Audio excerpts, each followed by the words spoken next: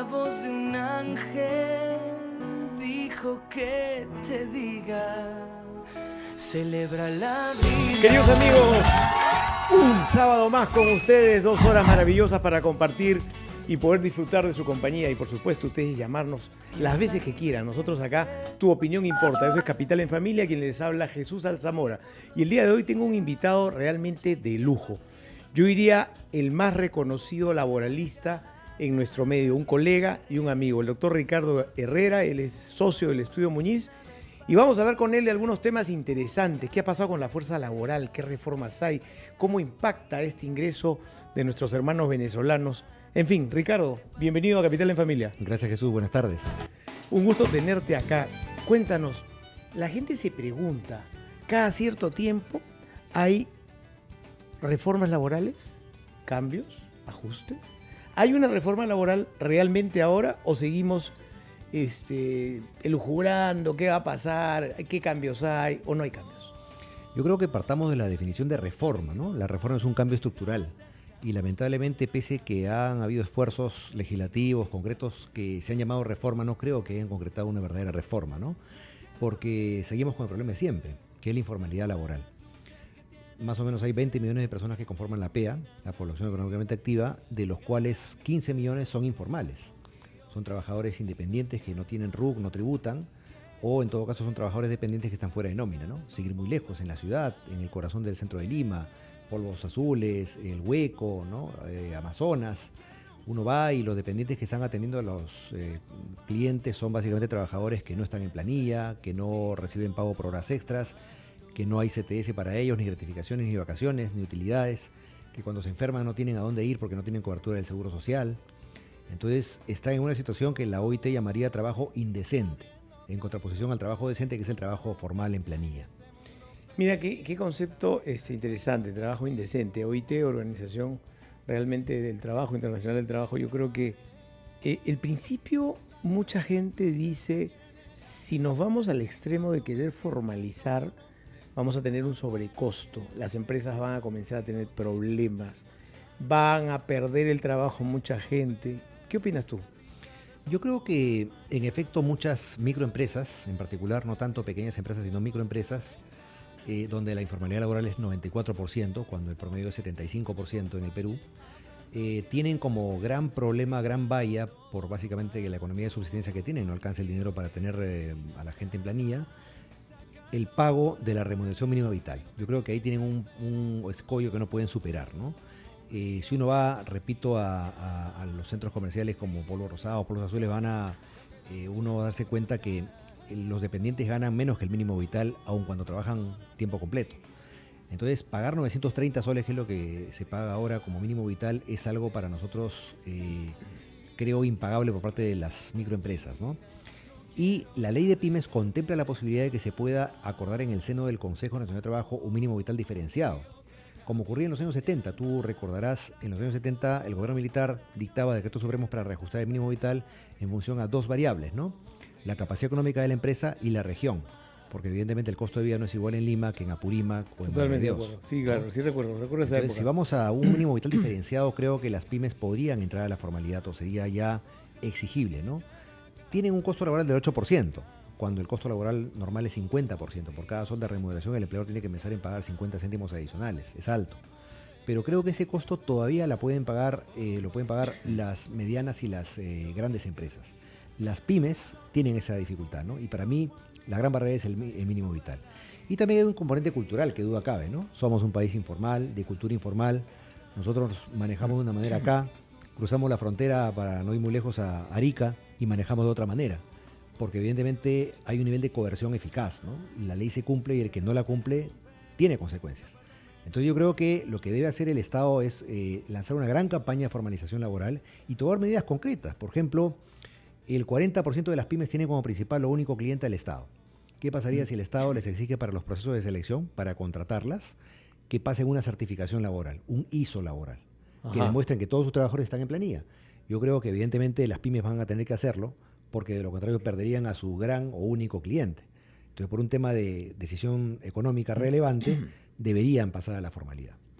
Yo creo que de una u otra manera el impacto está en la lentitud de nuestro Congreso. O sea, las normas se quedan, incluso algunas llegan a prolongarse y nunca sale reglamento. Entonces, ¿qué hacer, Ricardo? Tú tienes harta experiencia, por no decir una vasta experiencia en el tema laboral.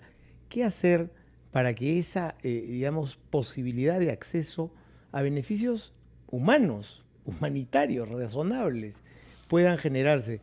Yo veo que la idea esta de, digamos, en la pyme, generarle un esquema diferenciado sería interesante. ¿Alguien lo está viendo en el Congreso? ¿Hay alguna iniciativa? ¿Sabes de eso? No. Sé que se está discutiendo en el seno del Consejo Nacional de Trabajo los mecanismos de reajuste del mínimo vital, pero también tienen ya tiempo y no llegan a un acuerdo. Creo que deberían enfilar su atención justamente al tema del mínimo vital diferenciado para pymes, ¿no? Y dices bien, el Congreso lamentablemente no ha dado la talla en cuanto a emitir normas de envergadura que configuren una auténtica reforma laboral, ¿no? No hay leyes, grandes leyes laborales hace mucho tiempo. La mejor muestra de ello es el proyecto de ley de trabajo, que tiene 18 años en el Parlamento y no termina de agotarse la discusión. Y somos el único país en América Latina que no tiene una ley de trabajo, ¿no? Un código que unifique, que sistematice la legislación laboral para hacerla a la vez más accesible a las grandes mayorías, que los trabajadores conozcan sus derechos. Entonces yo creo que deberían delegar facultades para estos temas técnico-legales, sobre todo en el Poder Ejecutivo. El Poder Ejecutivo se ha dado muestras de capacidad de poder legislar en temas de envergadura, ¿no? Pero aún así hay tareas pendientes enormes. En el Ejecutivo, por ejemplo, la implementación de la Ley Servir, que es la gran ley que se dio para el nuevo régimen laboral de los trabajadores del Estado, la eliminación progresiva del régimen CAS, que es un régimen precario de trabajadores fuera de planilla. Y cada vez es más. Cada vez son más, ya cerca de 350.000 trabajadores en el Estado, del 1.500.000 son CAS. Y evidentemente es gente pues que está con el alma en vilo, porque el contrato acaba en un mes o en el mejor de los casos acaba a fin de año, en diciembre. No pasa nada. Y no pasa nada si es que no se le renueva, ¿no? Entonces, realmente no se está cumpliendo con este mandato legal de una eliminación progresiva del CAS para la implementación progresiva también del régimen Servir.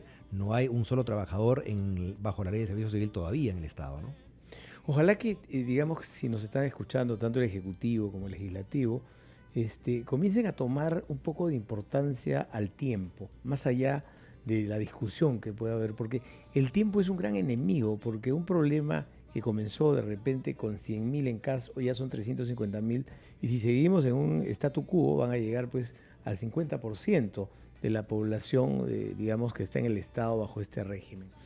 Un factor externo que ha generado también un impacto en el tema laboral es este ingreso de venezolanos que el país pues ha acogido, ¿no? Alguna vez tuvimos nosotros también el mismo problema desde otro ángulo y fue muchos peruanos que viajaron a Venezuela. ¿Qué hacer frente a esta circunstancia? Porque realmente se generan incluso fricciones ya con peruanos que sienten que están siendo desplazados desde el ambulante. Tú vas por la vía expresa y cuando vas a llegar a Grau, en ese semáforo que todo el mundo detiene su auto, pues ves que a veces hay jalones entre un peruano y un venezolano, una peruana y una discusión, porque este es mi espacio. ¿Qué pasa? No hemos reaccionado, debemos tomar medidas. ¿Cuál es la recomendación de Ricardo Herrera para este caso? En efecto, Jesús, los venezolanos, que son cerca de 700.000 ya en nuestro país, han entrado básicamente en un 95% de engrosar las filas del trabajador informal. Y en particular del puesto de trabajo más común en el Perú, que es el que tú describes, el crucerista. El señor o la señorita que está en el cruce de calles aprovechando la luz roja del semáforo para tener un minuto, de modo que nos ofrezcan baratijas, hagan piruetas de circo para extender la mano o nos roben autopartes. Todo puede pasar, ¿no? Entonces yo creo que lamentablemente han llegado a agudizar un problema serio que tenemos, que es el problema de la informalidad laboral. Y realmente están muchos de ellos sobrecalificados, son profesionales que no encuentran trabajo porque no pueden revalidar sus títulos y trabajar como lo que eran en Venezuela, médicos, arquitectos, ingenieros, abogados, y están subempleados en ese tipo de trabajo precario, ¿no? Pero claro, no compite con el profesional peruano que tiene trabajo formal. Nosotros no sentimos esa competencia, pero como tú bien dices, el trabajador de la calle, el informal, el vendedor ambulante siente la competencia del venezolano. Y ojalá no lleguemos a extremos como el de Ibarra en Ecuador, donde, recordarás, la gente salió a la calle a atacar a los venezolanos por toda la ciudad, a perseguirlos como si fuese la SS o la Gestapo de Hitler en la época de la persecución judía. Me parecía increíble, ¿no? Pero solamente bastó que se encienda brevemente la mecha para que se desborde todo un odio contenido a esta competencia, entre comillas, desleal de los venezolanos, ¿no? Yo creo que el Estado peruano ha debido hacer lo que ha hecho Chile o Brasil, no suscribir el Pacto Internacional de Migraciones, que permite un irrestricto ingreso de los venezolanos al Perú, porque también tenemos modalidades delictivas nuevas traídas por venezolanos. Sí, eso es verdad. Entonces no es que los venezolanos sean todos malos, hay de todo, como también peruanos. Como en todas partes. Como en todas partes, pero evidentemente yo creo que hemos debido ser mucho más estrictos en cuanto al ingreso, ¿no? Como Canadá. Canadá también, Un filtro. el gran país, así es, un filtro. Un filtro razonable. Para aceptar, por ejemplo, médicos, que faltan en salud a nivel de médicos especialistas en provincias, enfermeras, ingenieros, geólogos que la minería busca y no encuentra, ¿no? Entonces yo creo que evidentemente hemos podido y todavía estamos a tiempo de ser un poquito más selectivos con el ingreso, ¿no? De hecho, los que ingresaron hasta el 31 de octubre del año pasado son los únicos que podrían sacar su PTP, su permiso temporal para trabajar. Sin embargo, ha seguido entrando gente y el Estado peruano ha permitido que entre más gente venezolana y es consciente de que no le va a poder dar el PTP.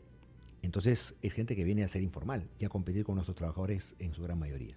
Yo creo que en ese sentido, sí, yo creo que un llamado al Ministerio de Trabajo, al Ministerio del Interior, de Relaciones Exteriores, para que en conjunto tomen una decisión ya, porque esto se va a convertir en un embalsamiento que podría convertirse finalmente en un enfrentamiento, ¿no? Porque claro, el peruano dice, oye, un momento, pues no me vas a quitar mi espacio, no me vas a quitar mi lugar, ¿no? No tenemos una política de Estado de inmigración, ¿no? Nos ha cogido por sorpresa el problema y no hemos reaccionado debidamente. Eso que dices tú es verdad, no ha habido una reacción rápida frente a los temas. Finalmente, Ricardo, ¿qué cosa crees tú que en un país como el Perú, que a pesar de todos sus problemas y a pesar de todas las circunstancias que hemos vivido, una turbulencia muy grande en el Poder Judicial, en la Fiscalía, sigue creciendo, sigue manteniendo su crecimiento económico? ¿Cuál sería tu recomendación como una medida necesaria para que ese crecimiento no se detenga? Lo que pasa es que se ha producido un fenómeno virtuoso inusitado en nuestro país en la perspectiva de largo plazo, ¿no? Que es que la economía está caminando independientemente de la política. Entonces, por más turbulencia política que haya, si mantenemos las vigas maestras de la economía, de la macroeconomía y de la microeconomía, yo creo que el país va a caminar, ¿no? Pero no camina como debe. Nosotros tenemos que crecer por encima del 5% para que pueda sentirse esto en el empleo formal, ¿no? Lamentablemente, en el Perú, no Lima, ha crecido el empleo formal solo en 0.5% en el último año. Y en Lima Metropolitana ha decrecido en menos 0.5%. ¿Por qué? Porque tenemos felizmente zonas como Ica, como Sullana, como Chiclayo, donde la agroindustria, Chaimó, Chimajes, ha alcanzado 100% de empleabilidad. Entonces la gente que no trabaja es porque no quiere. Correcto. Pero en Lima tenemos el más agudo problema de desempleo, que es el desempleo juvenil, Jesús, ¿no? Ahí tenemos un serio problema. La tasa de desempleo es 4.4% a nivel nacional promedio, pero en el caso de los jóvenes es 9.2%. Muy alto. Y si bien es cierto, la ley Pulpín fue denostada y fue drogada antes que entre siquiera en vigencia, tenemos que sacar una ley de facilitación del empleo para jóvenes porque el problema del desempleo juvenil es tremendo. Tenemos más o menos 250.000 ninis, muchachos hasta 25 años que ni estudian ni trabajan, por eso el nombre de ninis. Claro. Entonces, ¿dónde podemos ubicarlos? Y es gente que se desanima porque no encuentra posibilidades de empleo. Salen del colegio todos los años a nivel nacional 200.000 jóvenes y el mercado laboral absorbe solamente 50.000. No, es fuerte, el problema es fuerte y creo que es levantar una voz de alarma, de aviso, para que el gobierno, sobre todo en el sector de trabajo y educación, generen alternativas. Ricardo, realmente ha sido un gusto tenerte acá. Gracias, Jesús. Como siempre, el tiempo vuela en lo que es televisión y radio. Yo creo que hay mucha gente que le gustaría de repente contactarse contigo. ¿Tienes alguna página donde podría conversar, intercambiar? Porque hay algunas personas que tienen dudas, generan. ¿Es posible? Claro, al 611-7000, que es la central del Estudio Muñiz, me pueden llamar y me comunican, ¿no? Con mucho gusto para resolver algunas dudas que siempre la gente tiene, ¿no? Por ejemplo, ahora se viene en marzo el pago de las famosas utilidades. Ajá. Entonces hay siempre dudas acerca de cómo debe calcularme mi empleador el pago, ¿no? ¿Cuál es la tasa a aplicar, ¿no? ¿Qué pasa con los días que no he elaborado? ¿Se computan o no se computan? Son preguntas recurrentes en esta época del año. Muchísimas gracias.